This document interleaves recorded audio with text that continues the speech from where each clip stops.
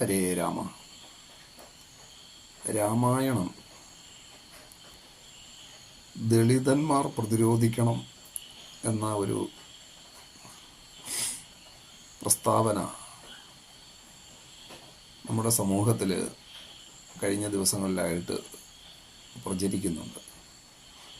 വരേണ്യവർഗത്തിൻ്റെ സവർണന്മാരുടെ ഗ്രന്ഥമാണ് രാമായണം എന്നാണ് ഈ വാദം ഉയർത്തിപ്പിടിക്കുന്ന ആളുകൾ പറയുന്നത്.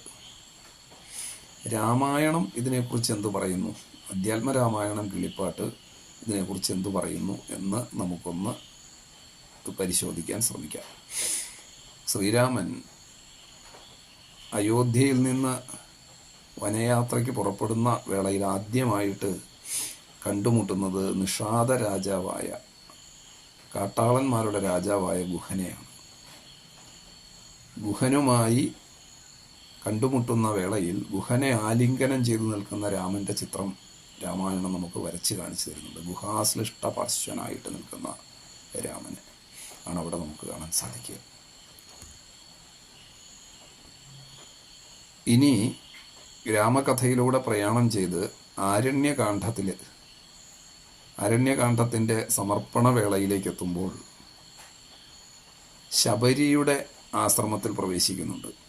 തപസ്വിനിയായ ശബരി സ്വയം പറയുന്ന ഒരു പരാമർശം ശ്രീരാമനെ കാണാനും ആ പാദങ്ങൾ വണങ്ങാനും ഭാഗ്യം ലഭിച്ചതിനെക്കുറിച്ച് ശബരി പറയുന്നു.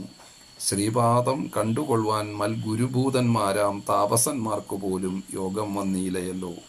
ജ്ഞാനമില്ലാതെ ഹീനജാതിയിലുള്ള മൂഢ, ഞാൻ ഇതിനൊട്ടും അധികാരിണിയല്ലയല്ലോ എന്നാണ് ശബരി പറയുന്നത്. അപ്പോൾ അറിവ് കുറവാണ്, ജാതിയിൽ ഹീനജാതിയാണ് താൻ എന്ന് ശബരി പറയുന്നു. അപ്പോൾ അതുകൊണ്ട് ശ്രീരാമനെ ദർശിക്കാനുള്ള അധികാരം യഥാർത്ഥത്തിൽ തനിക്കുണ്ടോ എന്ന ആശങ്കയാണ് ശബരി പ്രകടിപ്പിക്കുന്നത്. ഇതിന് ശ്രീരാമൻ പറയുന്ന മറുപടി, പുരുഷ സ്ത്രീ ജാതി നാമാശ്രമാദികളല്ല കാരണം മമ ഭജനത്തിനു ജഗത്രയെ, ഭക്തിയൊന്നൊഴിഞ്ഞു മറ്റില്ല കാരണമേതും, മുക്തി വന്നിടുവാനുമില്ല മറ്റേതുമൊന്നും. ഇപ്പോൾ പുരുഷനാണോ സ്ത്രീയാണോ, അല്ലെങ്കിൽ ഏത് ജാതിയിൽപ്പെട്ടയാളാണ്, ഏത് ആശ്രമത്തിൽപ്പെട്ടയാളാണ്, ഇതൊന്നുമല്ല എൻ്റെ ഭജനത്തിന് അടിസ്ഥാനമായിട്ടുള്ള കാര്യം. ഭക്തി ആണ് അടിസ്ഥാനം. ഭക്തിഹീനന്മാർക്ക് ഇത് ഉപദേശിച്ചു കൊടുക്കേണ്ട കാര്യമില്ല. അതാണ് രാമായണം ഭക്തന്മാർക്ക് ഉള്ളതാണ്. അവിടെ ജാതിഭേദം